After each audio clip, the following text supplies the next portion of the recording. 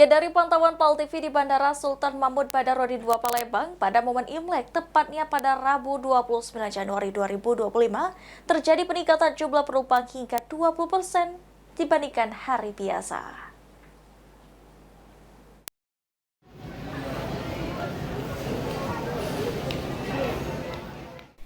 Pada momen libur Isra Miraj dan cuti bersama Tahun Baru Imlek tahun 2025, penumpang di Bandara Sultan Mahmud Badarudin II Palembang mengalami peningkatan sejak tanggal 24 Januari 2025.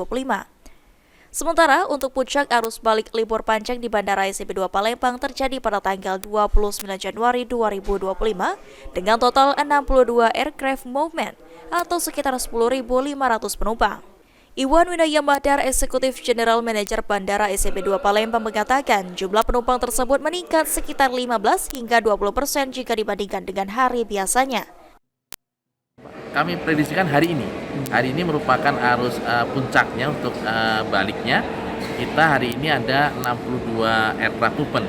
Dibandingkan dengan kemarin hanya mencatat di angka 50 aircraft movement dan penumpang hanya sekitar di 6.000 sampai dengan 7.000 penumpang.